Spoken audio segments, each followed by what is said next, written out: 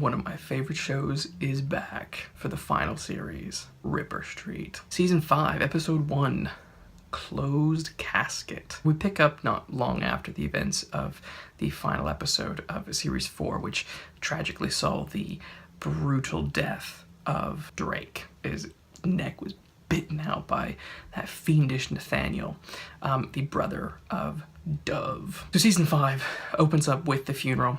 We see Drake's dead body, and he is definitely dead. I was kind of hoping that he might be alive, maybe just a little bit, or they were maybe able to close the wound, but it was pretty bad and pretty gross. So I mean, the logical thing would be that Drake would definitely be dead, and he is. So Reid, Jackson, and Susan are all on the run together. They've been living in the sewers for about 3 or 4 days, so that's about the time limit of what's happened since the last series.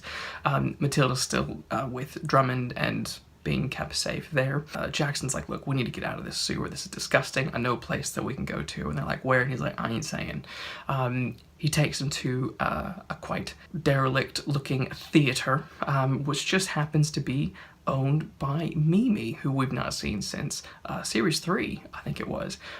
She was a fantastic character, and she had a really interesting relationship with Homer Jackson, and I thought those two really worked well together, but sadly she was just not there for Series 4, so I'm really glad to see her back. Reid is desperate to, speak with Matilda, his daughter.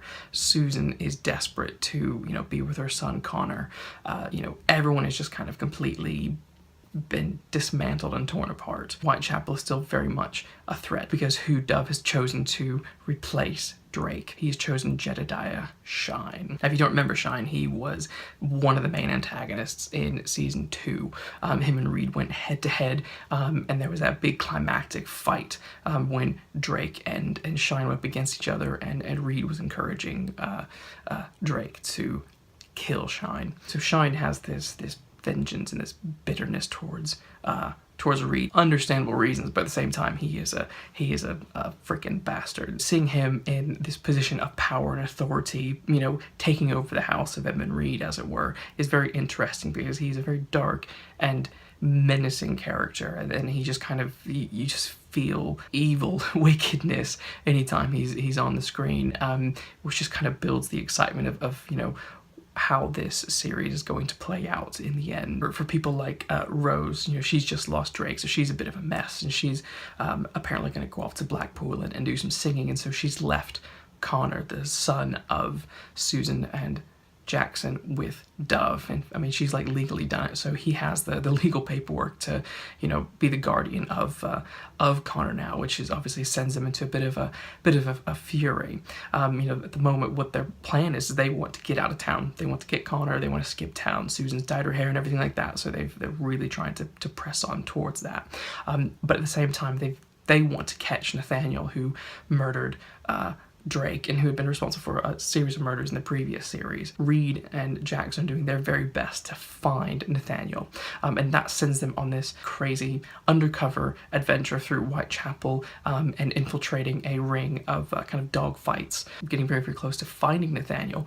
But through the course of it all, Shine gets wind that Reid and Jackson have been seen at these dogfights. So Shine and Thatcher, who've become a little bit close, decide to set up a sting and capture them. However, Drummond just doesn't feel right about everything that's going on in the H division, and he spills his guts to Matilda, who is able to relay a message to Reid and see them avoid getting caught. And that's kind of where the episode ends, with Jackson and Reid on the run from Shine, because he knows that they're within the vicinity, and he's sending out the Whitechapel police force. I couldn't be happier with the return of Ripper Street. I think what I love about the series is from 1 to 5, it just progresses and gets better, and I'm even though I'm sad that this is the final series, I'm also glad that this is the final series, because it's going to end on a high note for everyone, I believe. Now come back to me 5 episodes from now and it could be a complete disaster, but based on this one episode, I have quite high hopes for the series. I think what's great is the rich characters. I mean, you don't feel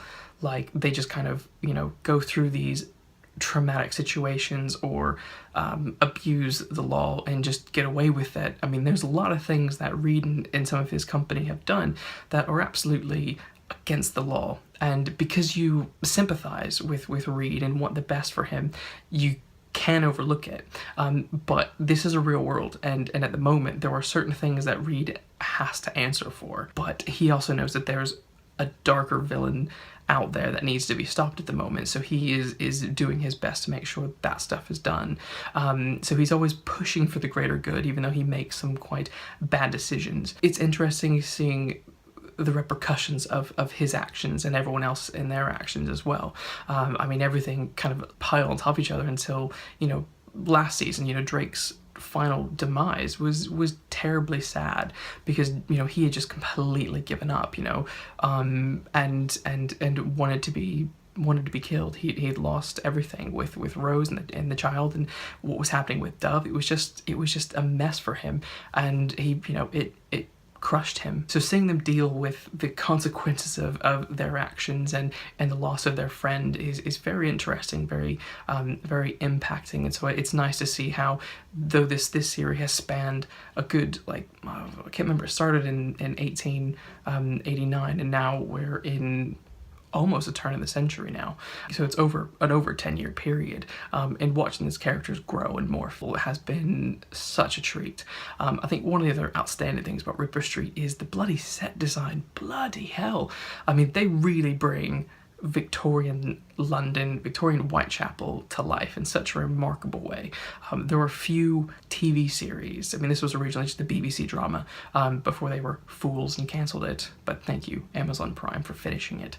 You know, there are a few television series who have such elaborate set design that just feels real and lived in, and doesn't feel hokey or like you're, you know, on a soundstage. You know, I love the way that they've created this rich, vivid world and atmosphere to watch these characters you know, exist in. So you know, it's not only is it just amazing storytelling and really well written narratives, but it's also just visually stunning to watch, and you know, they've definitely done that again with series 5. I even like the subtle changes to the title sequence. While the title sequence itself is the same, they've changed the music. There is a much more somber tone to it, and you're kind of like, this is the end. You know, it feels like it's the end just from the very beginning.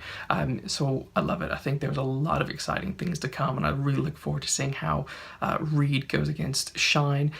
How does he redeem himself if he can? What happens with, you know, Jackson and Susan? I feel like something is going to happen with those characters that might not be good. If they're somehow able to escape and never come back to you know, London, then that's but the only way I can see them getting off. But for the time being, it's kind of like things are going to fall down on top of you. How are you going to get out of it? I don't know. So yeah, so what do you think of Ripper Street Closed Casket? Comment below and let me know what you thought.